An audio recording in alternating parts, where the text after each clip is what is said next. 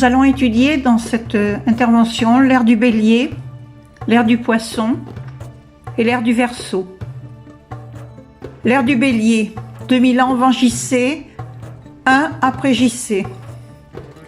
Âge Bélier est une période où le point vernal traversait la constellation du Bélier de 2150 à la naissance du Christ. C'est le culte de la toison d'or, de l'agneau pascal et le règne d'Amon-Ra, ou Ré, dieu égyptien, à la tête de Bélier. L'ère du Bélier. Cette nouvelle ère peut commencer que par la civilisation égyptienne. L'ancien empire est très bien organisé, mais la dégradation du culte dirigé par les prêtres, se perdant dans la superstition la plus totale pour que la puissance égyptienne survive, il a fallu sans doute changer totalement de structure, de forme, de pensée, de symbolisme. L'ère du Bélier qui venait de débuter, entourée de grands initiés. Les pharaons et les grands vizirs ne pouvaient pas l'ignorer.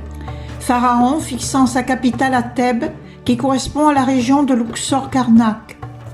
Ce n'était plus la capitale Memphis, qui fut abandonnée, située entre 700 et 800 km au plus au nord. Le culte du taureau Apis, de plus en plus obscur, se perdit définitivement vers l'an 800 avant JC. En même temps, on verra apparaître ce majestueux temple de Karnak et celui de Luxor. Ces deux temples sont reliés par une voie sacrée de plusieurs kilomètres bordée de sphinx à tête de bélier. Malgré les efforts pour retourner à la divinité unique qui a toujours été la base de la croyance des pharaons et des initiés, les faits et gestes de chaque peuple sont connus à partir de cette époque, sous l'influence du bélier. Le pouvoir du pharaon à cette époque est toujours d'origine divine, toujours absolu, mais apparaît une idée nouvelle. Le pharaon doit mériter par ses vertus son immense autorité et sera nommé chef de guerre. Et on peut le voir ou l'apercevoir sur certaines fresques en Égypte. Cette civilisation guerrière, dont l'histoire est marquée par la chronologie de toutes les conquêtes de la Nubie, de la Syrie et du Liban. Plus tard, sous le règne de Thutmose III, fut créé un collège de 12 sages. Son objectif était de recueillir l'héritage de toute cette autre connaissance. Les Esséniens en Égypte et Palestine en font partie. Un peu plus tard apparaîtra un autre pharaon, Aménophis, connu sous le nom d'Akhénaton. Les Esséniens étaient en Palestine, principalement, comme en témoignent les manuscrits de la mer Morte, trouvés à Al-Jedi, la Sainte Famille. Cette Sainte Famille dont Jésus faisait partie, qui a reçu le baptême par immersion dans le Jourdain. À Bethléem, l'ensemble troglodyte, incluant la grotte de la Nativité, était essénienne, voire mamisie. Un mamisie est une petite chapelle construite près d'un temple majeur qui servait aux représentations des mystères de la naissance divine. Le terme mamisie fut inventé par Jean-François Champollion au XIXe siècle. C'est là aussi où vécut Saint Jérôme au début du Ve siècle qui traduisit l'Ancien Testament d'hébreu en latin. Puis le déclin de la civilisation égyptienne se faisant sentir et Akhénaton a voulu essayer de rééquilibrer en créant la même opération que son lointain prédécesseur Amenemem Ier, transplanter la capitale dans un autre lieu pour provoquer un changement, une transformation des mœurs et sa décadence. C'est la civilisation de Tel Armana.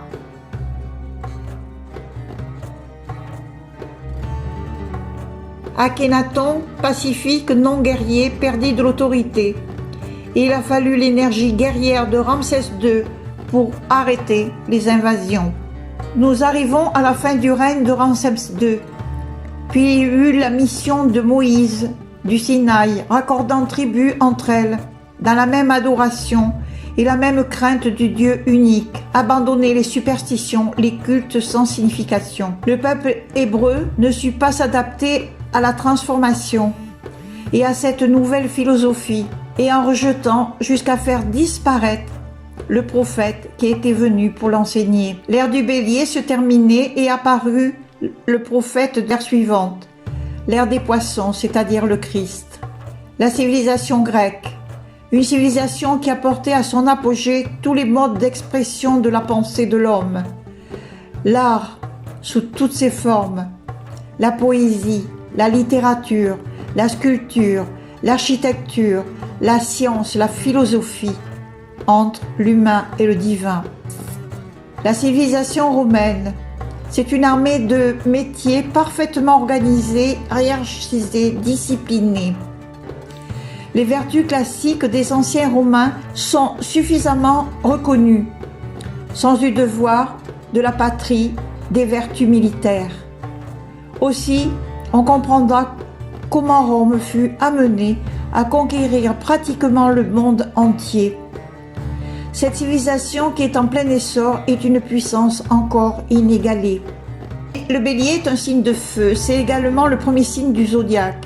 Il évoque l'enfant qui cherche à s'individualiser en se séparant de sa mère et en se lançant dans une quête pour trouver son courage, montrer qu'il est un héros et atteindre la gloire. C'est à cette époque que le patriarcat a cherché à renverser le matriarcal.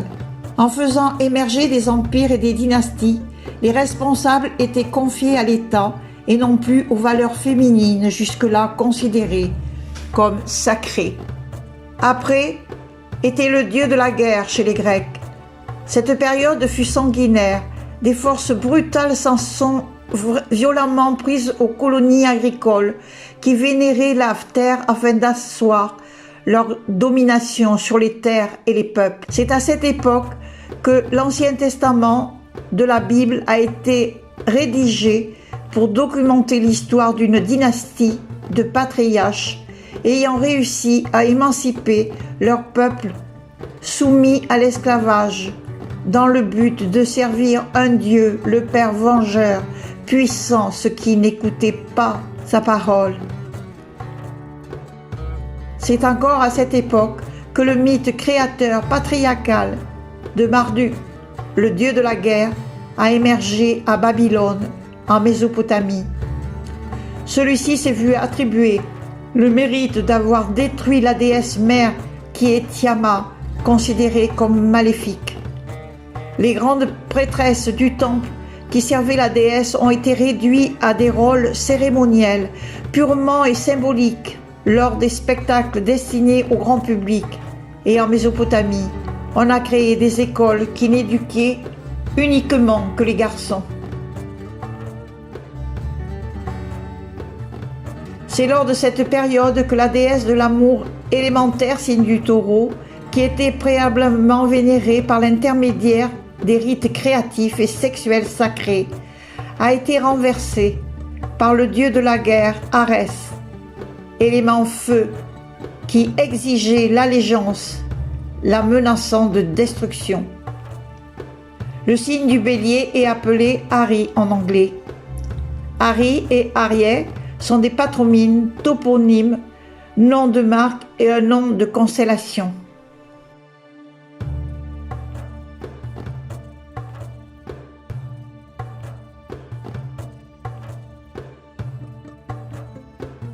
L'ère des poissons, moins 2000 après JC.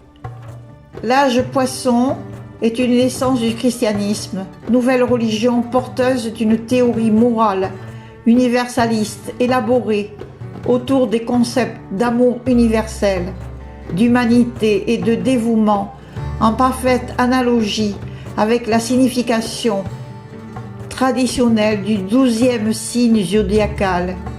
De surcroît, il s'est avéré que l'emblème et le signe de reconnaissance des premiers chrétiens était le poisson. L'ère des poissons, le christianisme.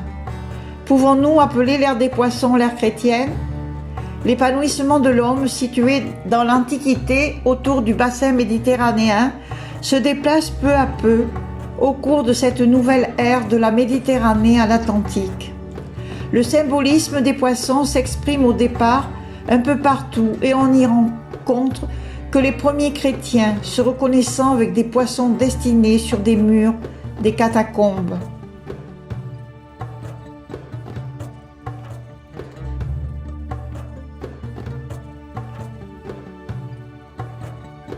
Mais nous pouvons aller plus loin, plus approfondi, avec plus de recherche. Et nous découvrons non pas que les évangiles nous rappellent que les premiers apôtres étaient des pêcheurs, et le Christ leur a dit « Venez, je vous ferai pêcheurs d'hommes ». Nous pouvons retrouver aussi dans les premières églises un poisson représenté sur les mosaïques, par exemple dans une église près de Tibériade, au IIIe siècle. On a pu retrouver aussi une stèle funéraire dans le cimetière du Vatican, cimetière trouvé sous la basilique de Saint-Pierre, où l'on voit un ancre représenter la stabilité, l'enracinement de la foi des poissons. C'est le mysticisme, la sensibilité, la réceptivité, la communion universelle. Nous y trouvons un idéalisme, mais aussi une résignation. On peut trouver aussi une bonté et une intuition. Toutes les expressions religieuses dérivant du christianisme se sont progressivement répandues sur une partie du monde, malgré les guerres, les luttes des États chrétiens entre eux.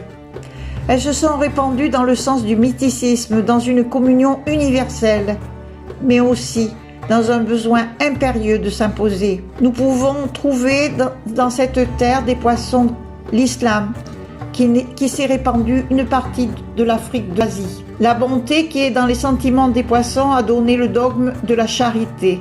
Mais selon le cheminement, n'était-il pas nécessaire pour arriver à une connaissance objective de la nature? Cette civilisation chrétienne qui a apporté à ses fidèles une espérance vers un au-delà plein de lumière et sur le plan de l'évolution de l'humanité vers celle de l'épanouissement de l'ère du Verseau. Le poisson correspond à l'élément eau. Il est le dernier signe du zodiaque. Le poisson vous demande de réfléchir à nos actes afin de devenir sage, au lieu de faire des reproches et de créer des conflits. Le poisson évoque le mystique intérieur, symbolisé par les deux poissons qui nagent dans des directions opposées, l'un vers la lumière et l'autre vers les profondeurs aquatiques du subconscient. C'est le signe de la résurrection, du Sauveur du monde, qui met fin au conflit grâce à la compréhension et à l'empathie. Le poisson est régi par Neptune, planète du sommeil, du rêve et de l'illusion. Au cours de cette période, le dogme spirituel, institutionnalisé par les empires au pouvoir, a été utilisé pour tromper les gens, afin qu'ils sombrent dans le sommeil et qu'ils deviennent obéissants et dociles, ce qui a permis une hallucination à grande échelle. Les Écritures enseignaient que le ciel et la terre étaient des entités séparées. Le ciel était associé au masculin, la terre au féminin. On cherchait la transcendance au moyen d'un idéal mental de pureté. La sensualité, taxée d'impure, a été rejetée et diabolisée. Le rejet des lois de la nature autrefois enseignées par la tradition de la déesse a avancé une destruction de Mars sans précédent des ressources naturelles à l'échelle mondiale. L'ère du Verseau, 2000-4000 après Jésus. Le Verseau est un signe d'air régi par Uranus qui évoque un esprit d'unité. C'est l'influence qui se traduit par des innovations peu conventionnelles et des idéaux humanitaires servant l'intérêt général. Avec l'émergence d'Internet, on assiste déjà à l'apparition d'une communication de masse transmise par des ondes. Cela favorise la liberté du discours, le partage des idées, des informations, est une vision globale des choses, catalyseur d'un changement social positif. Les structures du pouvoir hiérarchique s'effondrent et sont remplacées par des lieux de travail unilatéraux et par des micro-entreprises présentes sur Internet et spécialisés dans des niches. Les avancées des technologies associées à une dévotion de la conscience du grand public font en sorte que le pouvoir jusque-là inaccessible soit partagé et considéré comme un droit universel de l'homme. Et au lieu de considérer la divinité comme un phénomène extérieur, un nombre grandissant de personnes prennent conscience de l'esprit éternel qui réside en réel et élèvent leur conscience en pratiquant la montée des taux vibratoires, les soins énergétiques et des techniques de matérialisation. L'ère du Verseau, d'après les données strictement astronomiques, débuterait aux environs de l'an 2160. Certains affirment que l'ère du Verseau aurait débuté le 5 février 1962, jour où les 7 planètes principales, Soleil, Lune, Mars, Mercure, Jupiter, Vénus et Saturne, se trouvaient réunies dans le secteur zodiacal du Verseau. Mais en ce jour, n'assistons-nous pas maintenant à un bouleversement complet de l'humanité? N'est-ce pas une nouvelle démarche de l'esprit dans la recherche de la connaissance? L'ère du Verseau doit apporter des bienfaits à l'humanité, faciliter de la vie. Le niveau d'existence de l'ensemble de l'humanité progresse. Le Verseau est un signe qui veut l'équilibre entre l'épanouissement matériel et l'épanouissement spirituel. Changement, transformation, transmutation, voilà l'ère du Verseau.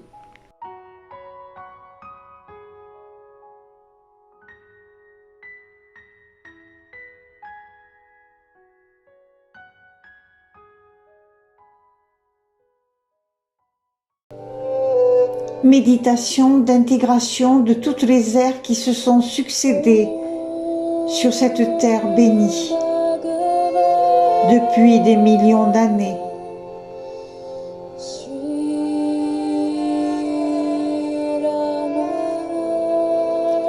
Notre conscience est en train de vivre des modifications majeures. Nous sommes face à des vagues d'énergie, de rayons, de fréquences qui nous envahissent.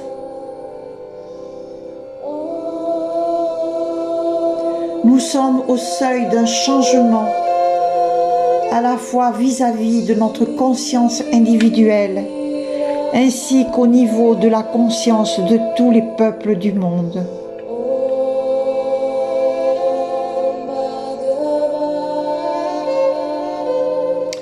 Ces fluctuations diffusées qui proviennent du cosmos nous demandent de nous poser, voire de nous retirer, de rester à l'intérieur de soi dans le silence.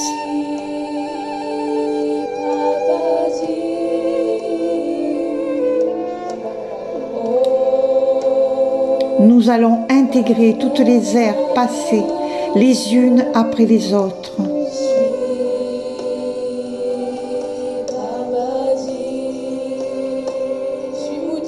Toutes ces mémoires enregistrées et vécues nous retiennent et nous limitent dans la liberté de notre conscience.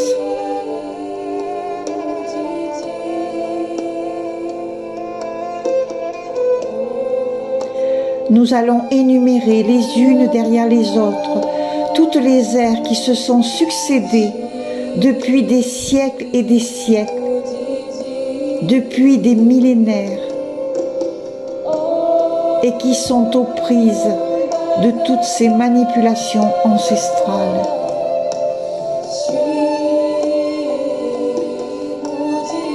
Prenez un profond inspire et un profond expire.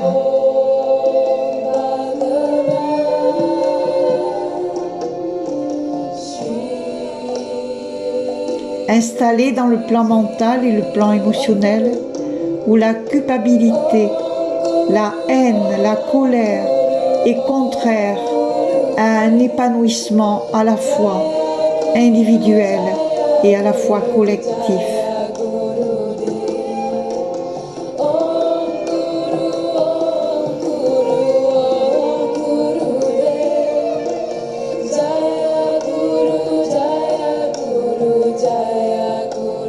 Pour entrer dans l'ère du Verseau, il est grand temps de laisser aller toutes ces mémoires, quelles qu'elles soient, qui nous empêchent d'être libres et qui nous soumettent à une fréquence collective plutôt basse ou qui nous emprisonnent, voire nous empoisonnent peu à peu.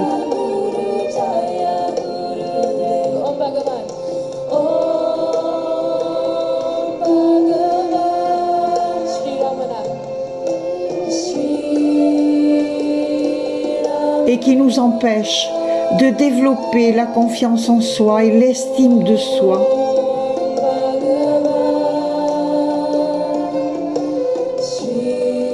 Suite numérique de Grégory Gravoboy, 517 489 719 841. La confiance en soi.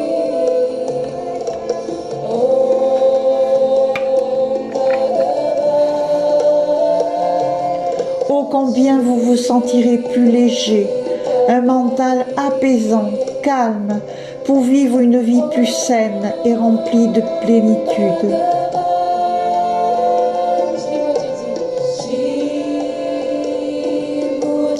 Cette légèreté amènera graduellement une joie puissante, une joie intérieure, une joie intense. Suite numérique de Grégory Gravoboy, 287 741. Une joie profonde, une sérénité active.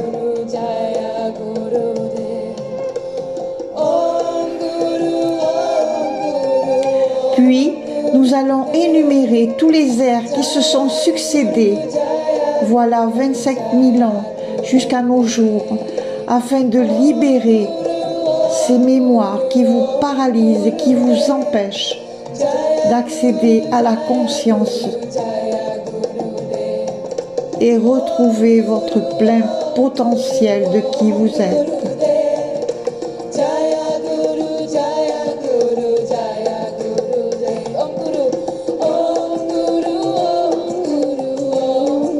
L'ère du lion,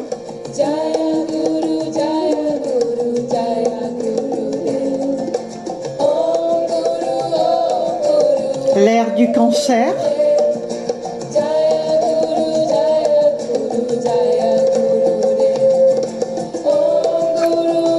l'ère du gémeaux,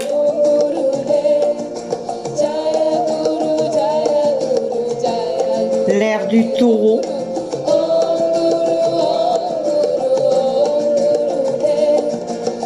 l'ère du bélier,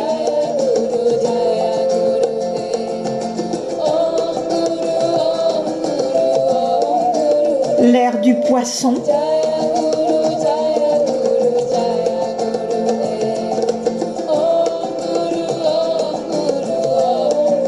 pour arriver ici et maintenant, accueillir l'ère du Verseau dans sa plus grande liberté, dans sa plus grande légèreté, et accueillir la conscience divine.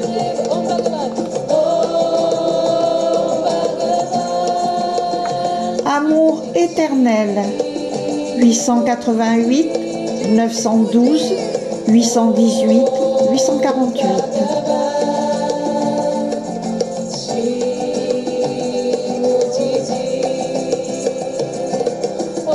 Paix, amour, lumière, harmonie. Qu'il en soit ainsi.